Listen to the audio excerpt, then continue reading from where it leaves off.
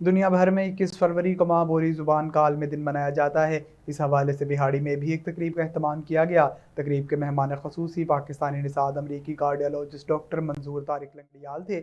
इस मौका पर गुफ्तगू करते हुए डॉक्टर मंजूर तारिक लंगड़ियाल ने कहा कि माँ बोली ज़ुबान को अगर कौमी ज़ुबान करार दे दिया जाए तो ये किसी भी सूरत कौमी सलामती के मुनाफी नहीं होगा। हर ज़ुबान हर मुआशरे तहजीब व तमद्दुन की अक्कासी होती है और दो अहम ज़ुबानें बोलने वाले दिल आपस में मिलते हैं। कनाडा, रूस, न्यूजीलैंड, भारत जैसे मुल्कों में आज भी ये दिन माँ बोली के दिन के तौर पर मनाया जाता है। जो कौमें अपनी मादरी ज़ुबान भूल जाती हैं, उन्हें दुनिया फरामोश कर देती है।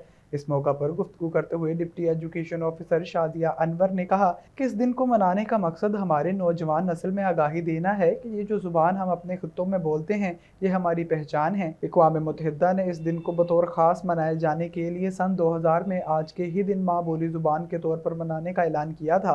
तकरीब में मुकर्रीरीन ने माँ बोली ज़ुबान के बारे अपने ख्यालात का इजहार किया। इस मौका पर स्कूल के लॉन में पौधा भी लगाया गया और मुल्क व कौम की सलामती के लिए दुआ भी मांगी गई।